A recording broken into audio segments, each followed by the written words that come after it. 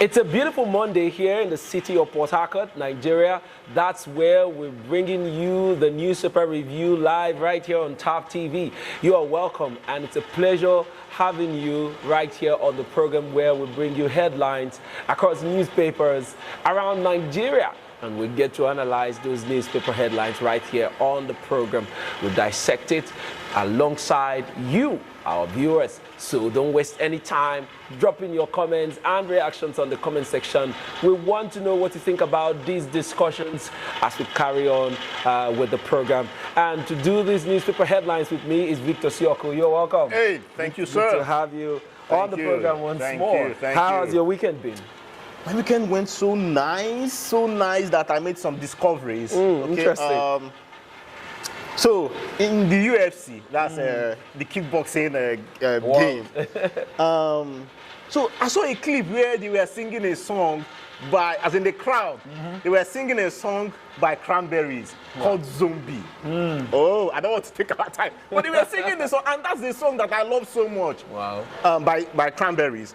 So as they were singing this, I was like, why would they be singing this song? And it happened that one of an old UFC fighter, I don't really follow UFC, if not for the Nigerian guys. Yeah. So that one of the UFC fighter named the Korean Zombie was retiring. Oh. He was defeated. He was defeated on that night, and he was like, see, that his body cannot carry him any longer. Wow. So at this point, that he's giving up on this game that he loves, and that he's quitting.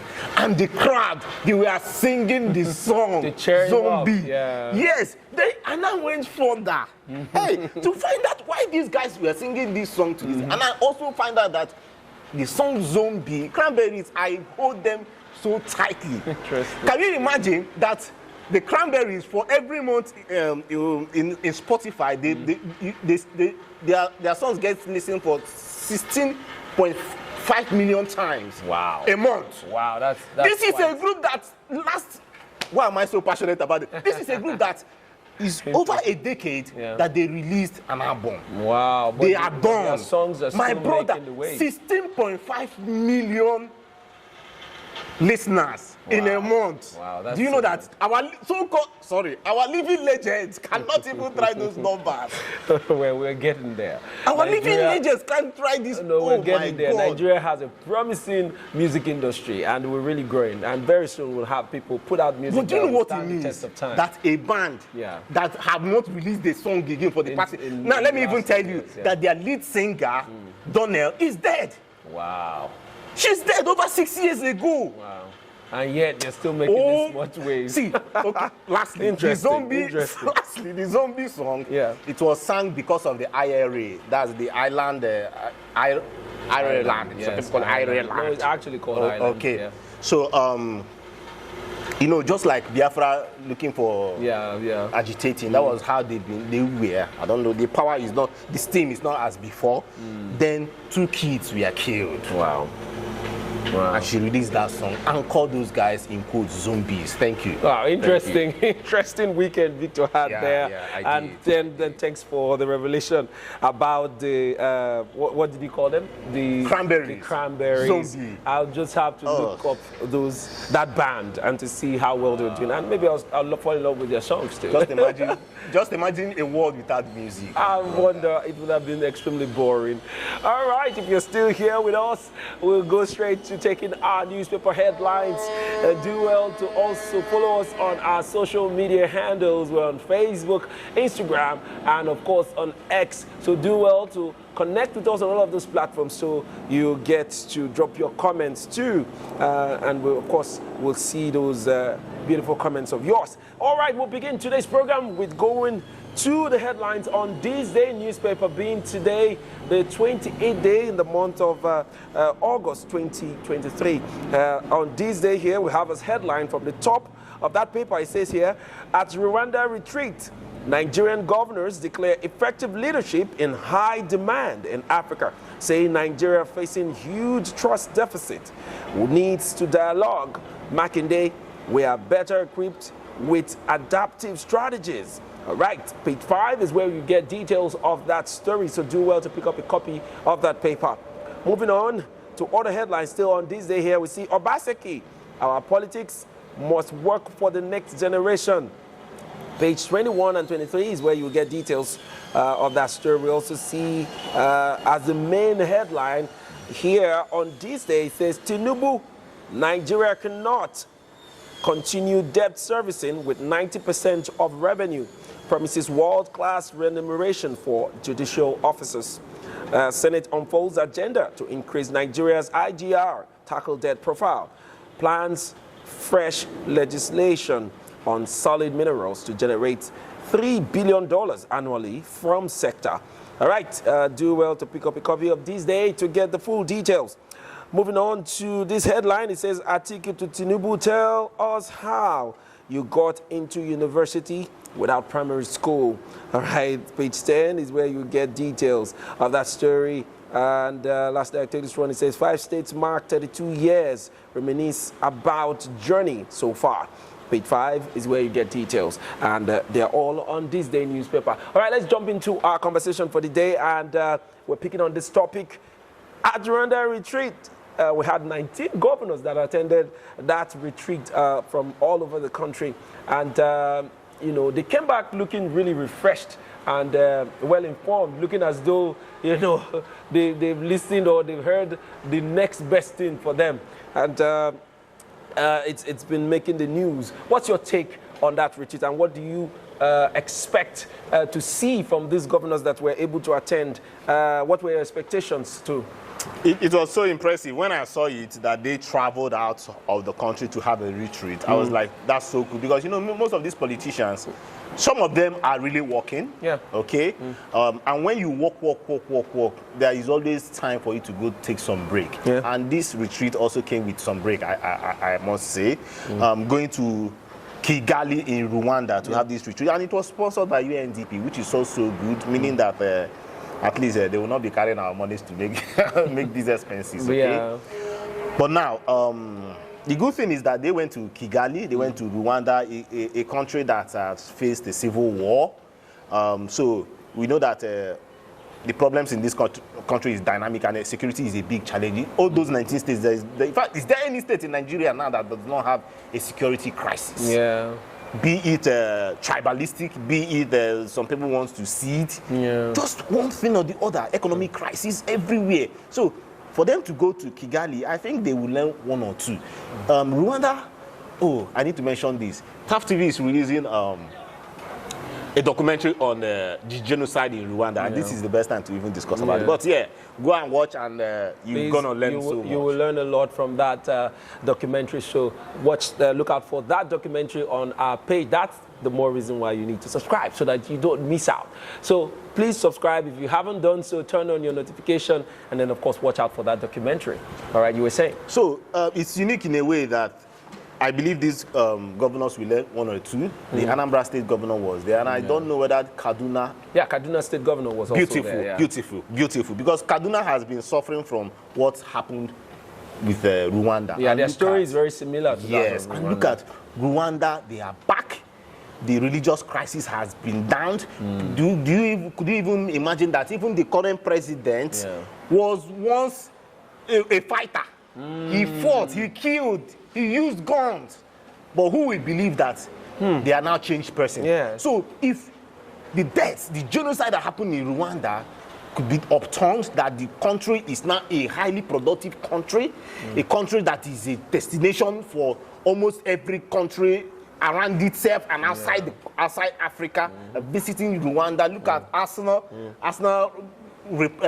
getting deals with Rwanda. Come on, it makes so sense. Their economy has been opened, and see, they are not even pushing out numbers like we do in Nigeria. Nigeria has more potentials than these persons are there. The city of Lagos, Rwanda cannot. The number of people in Lagos and the resources in Lagos is way above Rwanda as a whole. Yes. So it's a good opportunity for this guy. I saw the Abia State governor, there, and I just pray that at the tail end of this all, they should be going back with positives, Yeah. going back with new ideas. True. Say you cannot lead alone.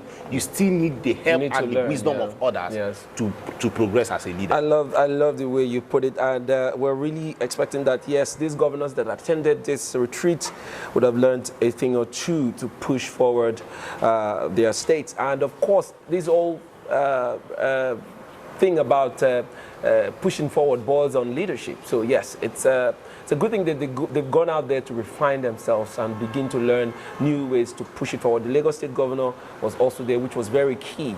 I love the fact that he went out there because his state, Lagos State as a whole, is a very, very peculiar and interesting state. And for a governor of that state, you have a lot to learn, and every day it's an opportunity for you to learn. So good one from the 19 governors that were able to attend. All right, moving on, we'll go to our next paper, and that will be the Vanguard newspaper for today, being the 28th day in the month of August 2023. And on the Vanguard here, we have as headlines from the top here, it says Supreme Court confirms PSC as body responsible for police recruitment.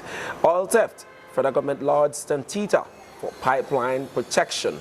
All right, you get details of those two stories on page 9 and 12 of the Vanguard newspaper. We also see here at NBA confirm, let's move Nigeria forward. Partner for nation building, Tinubu, Elumelu. All right, a lot of people have been talking about Elumelu's speech at the NBA confab. So if you want to know what he spoke about, please pick up a copy of the Vanguard newspaper and go to page 9 to read all details of his speech. We move on to the headliner on the Vanguard. It says here, anxiety in flood-prone states as Cameroon opens Lago Dam. All right, say they are taking steps to avert disaster. We are well prepared. Lasema, Benue government directs residents to vacate floodplains, evacuate blocked drainages. We won't hesitate to set up IDP camps. Delta government. Bayelsa asks federal government to come to state's rescue. Cameroon asks NEMA to take precautionary measures. We've alerted governors. It's left for them to take action. NEMA speaking right there. All right, we take these other headlines still on the Vanguard. It says here, government efforts failing as food imports rise by 122%. Deficit hits 4.9 trillion naira. All right, details is on page 19 of the Vanguard. And then, of course, we also see 32nd anniversary Edo, Delta, Bayelsa, Oshun, Abia count blessing, sets future targets. Stories on page 11, 12, 13, and 25 of the Vanguard newspaper.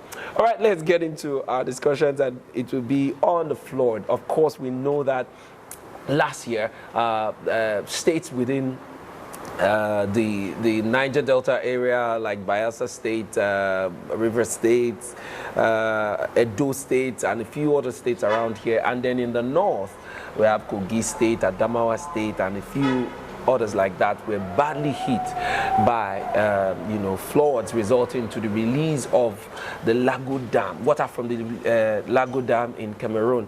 And then again, a letter has been sent in to the Nigerian government informing them of their plans, or they've already started releasing the water, but they say, okay, they will release more. So with that, they want to inform Nigeria to prepare for the eventualities if need arises. What's your take in this whole matter? Because it has been a cause of concern for a lot of Nigerians, especially people living along the coastal lines.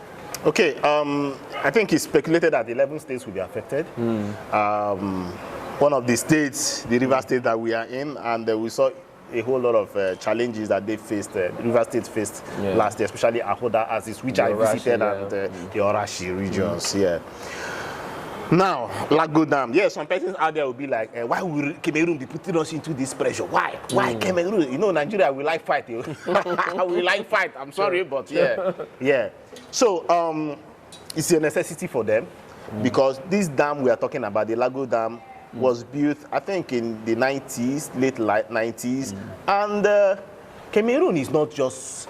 The issues of Cameroon and Nigeria are almost almost the same thing, you know, maintenance culture. Yeah. So the dam that is supposed to produce about that should house 7.7 billion cubic of water can only do about less than 2 billion. And they need to fortify the dam. But if they are just allow it, because the water levels are going high, the rains are there, if they just allow it, if they don't release water off it, it might explode. And that will cause more damage and deaths.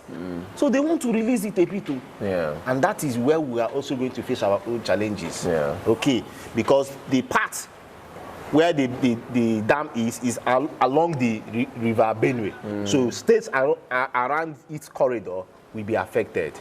But let's not also forget that these floodings that happened, the one that happened in 2022, yes, the dam also contributed, but majority of the flooding that happens in Nigeria is because of rainfall, excessive rainfall, and our waters can't carry, so the water level builds up and it goes into flat lands. Okay, so Nigeria should know that. NEMA also released that statement that most of the flooding that happens is 80%. So let's 80% rainfall cost. So let's not blame all costs on Cameroon. They are also doing the needful. If we on our own, the Kainji Dam, if it has such challenges, what do we do? We just have to release water so that we don't have a lot of damages. But it's up to NEMA too to go and sensitize people around these corridors. Yes, to begin to. Okay, there should be evacuation. There should be quick evacuation. This is August.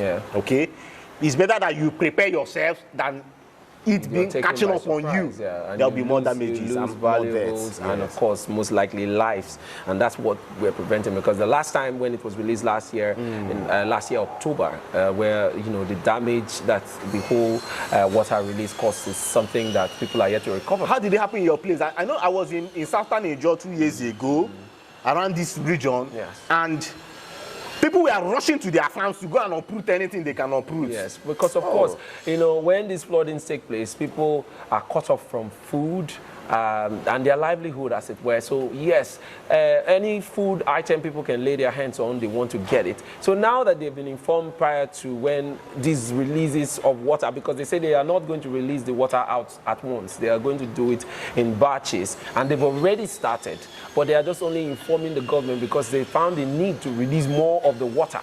So just in case it gets to that point where some of these states along the River Benue, corridor will be affected, just in case it begins to, result to flooding around this area, let it be that they are not caught unawares the way it happened last year, October. So they are informing government to start to make proactive actions and preparations to save people from being, caught unawares. Last time, people lost their lives. Over 600 people lost their life around the country, and we don't want that anymore. So now that this information is out, we expect that government will begin to build IDP camps if the ones that, last time they used schools and all of that. So yes, if you want to still use schools, begin to prepare places where people can relocate to for the meantime, because it's not a permanent thing. After some months, the water dried up and people were able to return to their places and manage all the damages that are there. So that's the same call that NEMA and the Cameroon government is saying to Nigerians, that please make arrangements just in case. We're not saying that this may result to flooding, but we're also saying that prepare just in case it happens. So yeah, if you live around those places or you have relatives in the villages that might be affected, begin to make plans to move them so that they don't lose valuable the way it happened back then. I remember you went out with with Rotary to give arms to some of the people that were badly affected. But we hope that doesn't get to that point this time around. All right, we're still here on the Newspaper Review, taking headlines. We're going to take a short break now. Once we come back, we'll take our last papers for today. Don't go anywhere. We'll be right back. Hey there. Are you looking to record your videos, do your voiceovers, and take your professional pictures? Look no further. With our state-of-the-art newsroom, photography, kitchen for our food content creators, and exclusive children's studio, we certainly can deliver the best studio experience. Our carefully designed studio space can bring your diverse creative content ideas to life.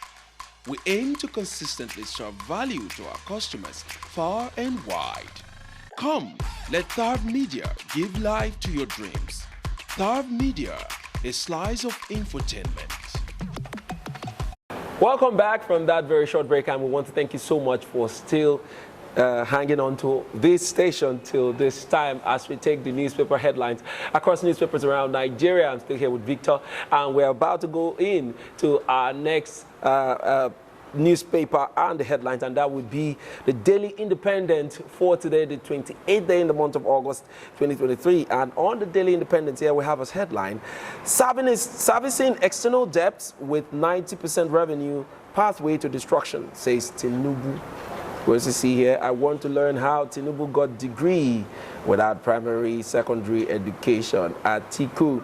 And that's Atiku responding to the over the weekend discovery of Tinubu being a graduate of a university in the United States of America, something that was argued for the longest time I can ever remember before he became president. But now that he's president, of course, we've seen evidence that he was actually in that school, but it was not there, or they couldn't prove it before now. Yeah. All right, but interesting revelation there. So pick up the Daily Independent to find details concerning that story. We'll move on to the main headline. The front liner here, it says, weak reserves hamper CBN intervention in forex market as dollar exchanges for 930 naira at the parallel market. That's a very troubling report. Very, my brother. Very troubling, yes, for a country like us that depends solely or mostly on external importation Imports, yes. and all of that. I mean, this is a very troubling report. The prices of things are over the rooftop because, of course, you know, we are a country that is greatly dependent on consumption and not production.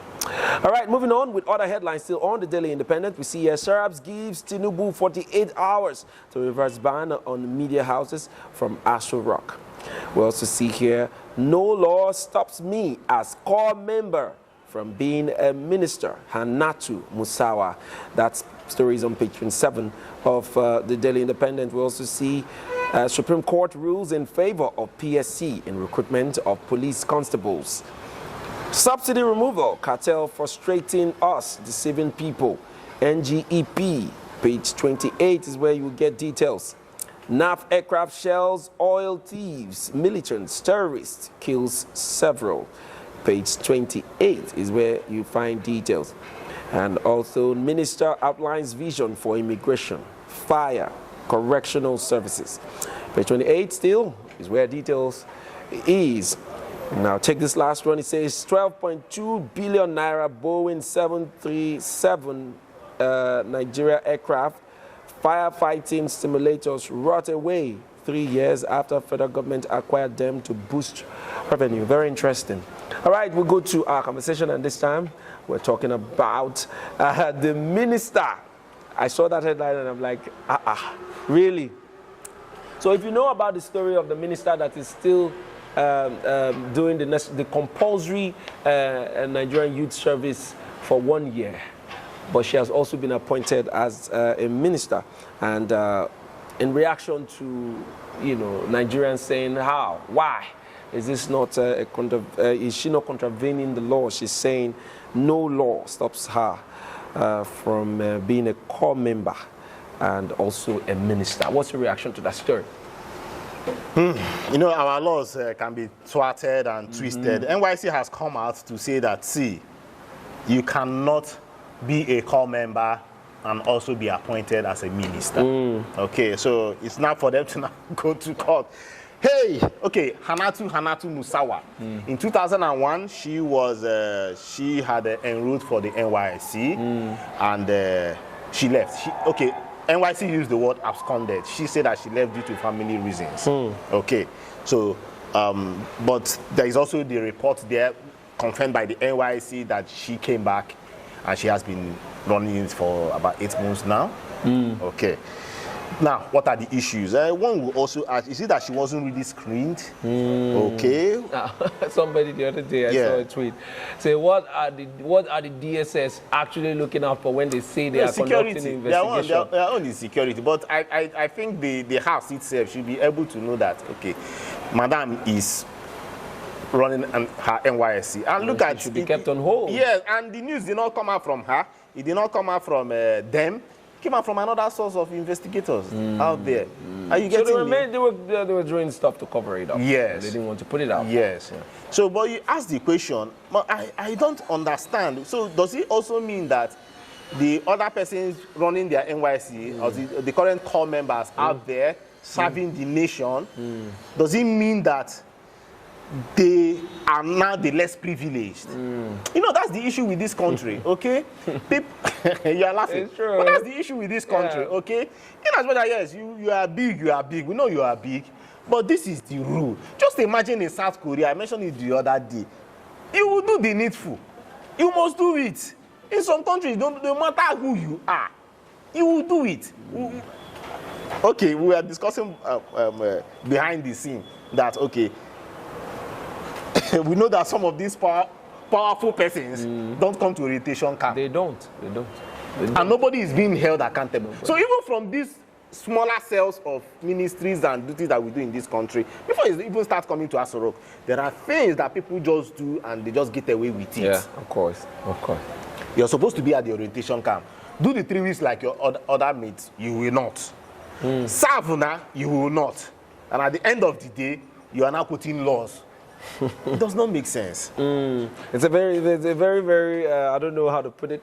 It's a very confusing situation, but then it's confusing because what is supposed to be the law is not being obeyed, and it is not being obeyed not by just an ordinary Nigerian, people in power, people that are, in quote, powerful. So they make it look as though because we come from a powerful background or a highly influential background, there are certain laws in the land that cannot apply to me, and that is not really good because nobody is above the law. And so you want to take up a position of leadership, but you're not ready to go under the law. So I wonder what kind of leadership style you want to put out there, because as a minister you have thousands of people under you that you are going to be leading, and so now you're beginning to tell them that you're somebody that can go over and break the law and begin to have excuses put out there. I mean, we saw a minister withdraw because her name was withdrawn. She didn't make any noise about it, and then she quietly told Nigerians that, okay,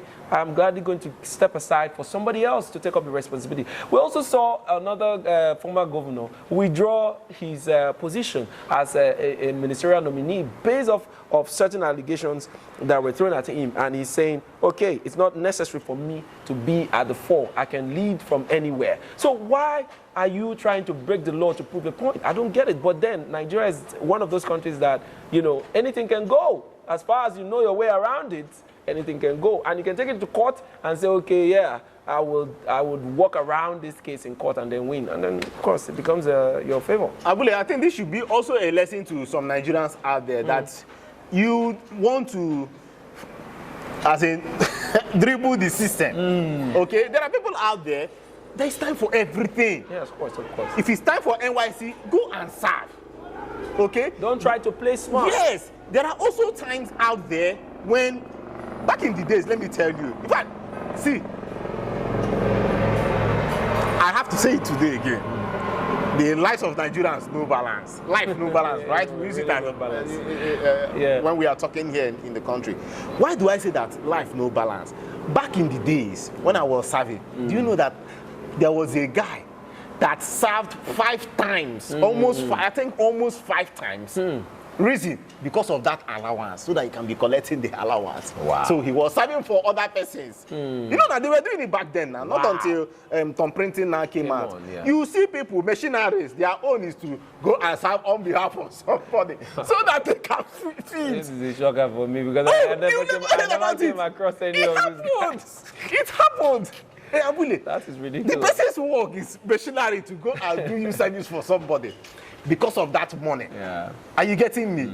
Now, you now have somebody that you're supposed to go for service, the person say no. And she will never show up in camp or any place of primary assignment. Look at the big, look at the small, the gap is just too wide. Yeah. Well, until the NYSC program is scrapped, I want to believe that it is mandatory for everybody that is called to serve to actually serve. Whichever way you do it, it doesn't really matter, but you have to really serve.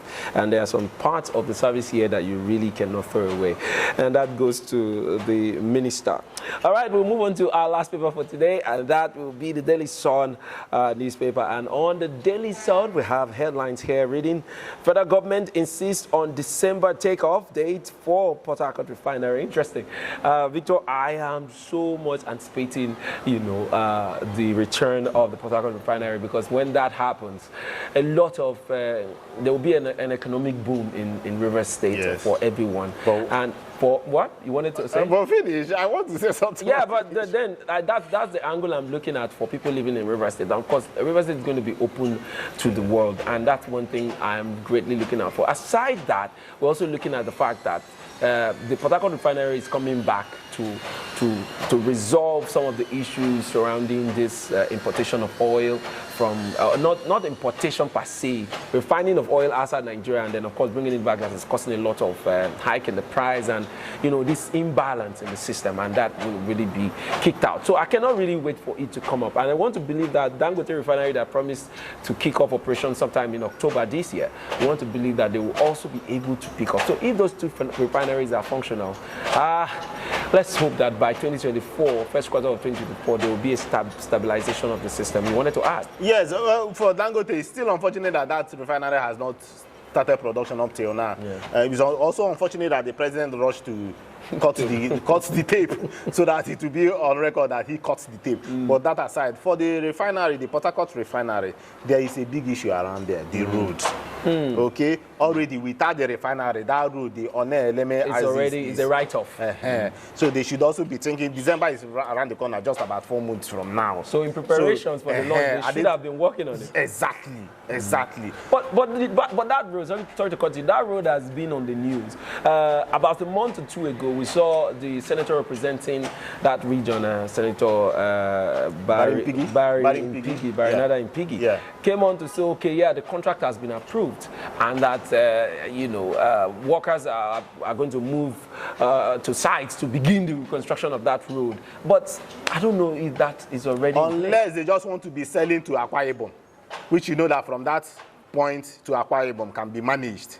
Okay, but selling from even the Akwa Ibom, if you want to go to Cross River, you still have the Itu, the what do you call it now, Odipani Road, leading to Cross River. Exactly, still have issues there. So how would these products get out from Port Harcourt? Okay, to it's a thing for them to really consider. And I saw the Rivers State governor meeting with the Minister of Petroleum. Yes, right?